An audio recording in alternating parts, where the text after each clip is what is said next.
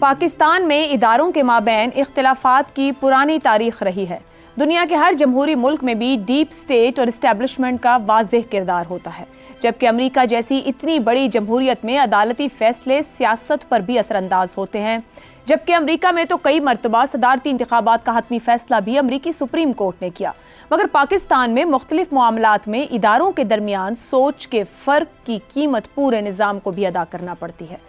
अदलिया ने नजरिया ज़रूरत की बिना पर आइन की मनसूखी, आइन की मुअत्तली, फौजी हुक्मरानों के इख्तिदार को भी जवाज़ बख्शा, जबकि ऐसे अदवार भी आए कि अदलिया ने सिविल हुकूमतों को टफ टाइम दिया। 97 में जस्टिस सजाद अली शाह का दौर, 2009 के बाद जस्टिस इफ्तिखार चौधरी का दौर, या फिर पनामा के बाद नवाज शरीफ की बाबत जजेस का किरदार, ये सिविल और अदलिया के दरमियान चपकलिश की चंद मिसालें हैं। पाकिस्तान की दिलचस्प सियासी तारीख में ऐसा बहुत कम हुआ कि अदलिया और इस्टेब्लिशमेंट आमने सामने आ जाएं। अगर ऐसा हुआ भी तो पूरे इदारे के बजाय कई जजेस की जानिब से ऐसी लाइन ली गई जिसे मुख्तदर हल्कों ने नापसंद किया और फिर उन जजेस को वक्ती तौर पर पसपाई भी इख्तियार करना पड़ी। 2007 की एमरजेंसी और 60 से ज़ायद जजेस की बरतरफी इसकी एक मिसाल है। अब पाकिस्तान के ज़मीनी हक़ाइक़ के मुताबिक गुज़िश्ता 8-10 सालों से पाकिस्तान में जो निज़ाम चल रहा है उसको जारी रखने में अदलिया का वाज़ेह किरदार रहा है। मगर गुज़िश्ता हफ्ते ऊपर तले होने वाले अदालती फ़ैसलों के बाद क्या अब भी ये दावा किया जा सकता है? ख़ास तौर पर मखसूस नशस्तों पर जो फैसला आया उस पर शदीद रद्द-ए-अमल का ही इजहार है, जिसके बायस वफाकी हुकूमत ने PTI पर पाबंदी लगाने का फैसला किया। क्या सुप्रीम कोर्ट हुकूमत के इस इंतहाई मुतनाज़ा फैसले पर अपनी मोहर लगाएगी? अगर नहीं तो फिर अहम सहाफ़ती हलकों के उन दावों को किस हद तक संजीदगी से लिया जा सकता है जिनमें यह दावा किया जा रहा है कि कुछ बड़ा होने जा रहा है? ऐसे में बुनियादी सवाल यही है कि पहले से ही माशी और सियासी अदम इस्तेहकाम का शिकार पाकिस्तान क्या किसी नए आइनी बहरान का सामना करने जा रहा है? इसी पर गुफ्तगू करेंगे। पैनल में हमारे साथ हैं अबसार आलम, शहजाद चौधरी, जैगम खान और इफ्तिखार अहमद। आप सभी के लिए प्रोग्राम का सवाल। मुहर्रम के बाद का सियासी मंजरनामा, सियासत को बदलते अदालती फैसले, क्या कुछ बड़ा होने जा रहा है? इफ्तिखार साहब, जहां सियासत आ गई है, अदालती फैसलों के बाद जो हुकूमत की जानिब से डेस्परेट एक्शंस दिखाई देते हैं, आप क्या समझ रहे हैं कि आने वाले दिनों में सियासत कितना मजीद बदल सकती है और क्या वाकई कुछ मुख्तलिफ और कुछ बड़ा हो सकता है?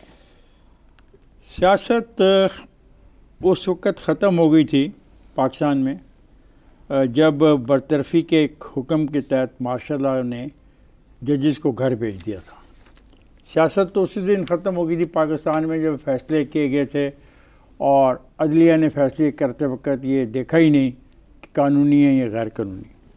अब ये जो फ़ैसला आया है, बड़े मज़े का फ़ैसला जो पिछले दिनों आया, ये बुनियाद बना उस हमाकत की जो हुकूमत की तरफ से की गई और कहा गया कि हम एक ऐसा कानून लाने की सोच रहे हैं जिसमें एक जज को एक्सटेंशन मिल जाएगी, वो चलता रहेगा। तो सारी की सारी खेल ही पलट के रहेगी, उलट के रहेगी और दो किस्म की डिसीजन आई।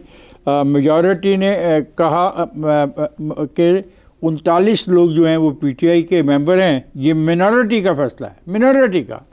मेजॉरिटी ने कहा नहीं, 80 के 80 जो हैं वो उसके होंगे। इस किस्म के तो फैसले होने शुरू हो गए। फिर कोई सोचा ही नहीं गया क्या हुआ। मैं कानून कहता है कि एक आज़ाद लोगों को 3 दिनों में जाना है शामिल होने किसी पार्टी में, इन्होंने कहा नहीं 15 दिन दे दिए हैं। तो ये बहस करनी कि क्या हुआ, मुझ जैसे जाहिल आदमी से ये तवक्को मत करें कि मैं बहुत ही पढ़ी लिखी और फ़िलासफ़ी को बुनियाद पर बात करूँगा। अब उनकी हमाकत देखें जिन्होंने आज बयान शुरू किया है। वो आर्टिकल 6 लगाना चाह रहे हैं। और भाई किस चीज़ पे लगाना चाह रहे हो आर्टिकल 6? कैसे लगा सकते हो? कौन सी वायलेशन हुई है जो इसमें ताकत का इस्तेमाल किया गया है? आइन के अंदर जो आर्टिकल 6 की लिखा हुआ है वो है कि by any other constitutional mean, आप सिर्फ इस लफ्ज़ बाई अनदर कॉन्स्टिट्यूशनल मीन्स को इस्तेमाल करना चाह रहे हो उस फैसले के मुताबिक, जिसमें फ़ैसला ये हुआ था कि 7 अप्रैल 2022 को इजलास जो बर्खास्त किया गया तो वज़ीर कानून ने एक समरी भेज दी कि असम्बली तोड़ दी जाए और इतवार को 184(3) के तहत ये जो एक्सरसाइज की गई पावर 7 अप्रैल को फैसला दे दिया गया कासिम सूरी और इमरान खान ने कि असम्बली को आइनी तौर पर तोड़ दिया जाए। उसके सदर था अलवी, उसके तो अपील में कोई जा नहीं सकता था। अब इनको याद आ गया, लेकिन ये भी बड़ा कमज़ोर केस है। सदर को भी गैप काफ़ी वक्त हो चुका है। नहीं, ये भी बड़ा कमज़ोर, अभी भी बड़ा कमज़ोर, मुझे बात पूरी करने दें। जी, ये अभी भी बड़ा कमज़ोर केस है। इसमें मैं नहीं समझता, इससे और ख़राबी जन्म लेगी। ये पहले तो फैसला आया ना 8-5 का, तो अभी कुछ लोग और शामिल हुए हैं जज, तो मुझे तो डर है कि ये फैसला को 8 की बजाय 11 कुछ का ना आ जाए, जो ये बातें अब ले जाना चाहते हैं असेंबली के अंदर। अगला पॉइंट है फॉरेन फंडिंग केस का। ये बड़ा इंटरेस्टिंग है। फॉरेन फंडिंग केस का मसला आया, क्या नहीं किया गया, इस्लामाबाद हाई कोर्ट में पड़ा हुआ है, किसी ने फैसला नहीं किया, वो इसको इस्तेमाल करना चाहते हैं। लेकिन उनके मुखालिफ ये कहते हैं कि जनाब ये पीटीआई पर क्यों इल्ज़ाम लगाया जा रहा है, क्या इससे पहले किसी ने फॉरेन फंडिंग केस के बारे में इलेक्शन कमीशन को कोई अपनी रिपोर्टें पेश की या नहीं की? अगर पेश की हैं तो वो हमारे सामने पेश की जाएँ। लो जी, ये भी केस इनका ख़त्म हो गया। आगे चले जी, अब उन्हें कहते हैं पॉलिटिकल पार्टी को बैन कर दिया जाए। I am the person who has oppose this idea since very first day. किसी सियासी जमात को बैन नहीं किया जा सकता इस किस्म की सियासी तरीके से और अदालतों को इस्तेमाल करके। नैब को किया था ना, क्या नतीजा निकला? तो ये सारी बातें गलत हैं। और तो ये कह रही है कि हुकूमती कानूनी टीम जो है वो मुखालिफ कानूनी टीम की तरह खेल रही है। उनके लिए पहली बात है कि क्या ये सवाल पैदा हो गया कि क्या मौजूदा वफाकी हुकूमत के पास कोई कानूनी टीम है? ये भी बहुत बड़ा सवाल पैदा हो गया है कि वो ऐसी बातें करते हैं जो लॉ कॉलेज के किसी सेकंड ईयर या थर्ड ईयर के स्टूडेंट्स हैं, वो करते हैं जो निकालते हैं मतलब आइन के आर्टिकल्स। ठीक है, माफ़ कीजिएगा, और ये हालात अच्छे नहीं हैं, ये बहुत डेंजरस खेल है इस दफ़ा। शहजाद साहब, अदलियत से रिलीफ पर रिलीफ, इंतज़ामिया इस नतीजे पर पहुंची जो कि नज़र आ रहा है हमें कि बानी पीटीआई पर पाबंदी, जमात पर पाबंदी की तरफ बढ़ा जाए। मुख्तदरा और इंतज़ामिया के पास क्या क्या ऑप्शंस हो सकते हैं? इदारे के खिलाफ कार्रवाई, चंद जजेस पर जाना, क्या समझ रहे हैं ये सियासी मंजरनामा इस पूरी सूरत हाल को यहाँ से कहाँ लेकर जाएगा? अच्छा देखिए, मुझे इस पैनिक की वजह समझ नहीं आती हकीकत तौर पर। यानी जो ज़मीनी हकायक हैं उनमें से कुछ भी तब्दील नहीं हुआ। हुकूमत भी अपनी जगह पे कायम है। हाँ, अगर ये चाहते थे कि 2/3 इनके पास अक्सरियत होनी चाहिए और वो किसी वजह से नहीं आ पा रही, या एक अदालत ने फैसला दिया है कि ऐसा नहीं हो सकता या ऐसा नहीं हो पाएगा, तो इसका ये मतलब भी नहीं है कि ये हुकूमत अपने तौर पे चल नहीं सकती। यानी यहाँ पर कौन सी हुकूमत है जिसको 2/3 अक्सरियत मिली हो, सिवाय पिछले कोई शायद 8-10 साल 12 साल पीछे चले जाएं, 15 साल, तो शायद आपको कुछ ऐसा नजर आ जाए, या शायद वो भी नजर नहीं आए। शायद 97 वाली जो हुकूमत थी उसमें 2/3 मेजॉरिटी थी नवाज शरीफ साहब की, उसके बाद तो कोई ऐसी हुकूमत नहीं आई।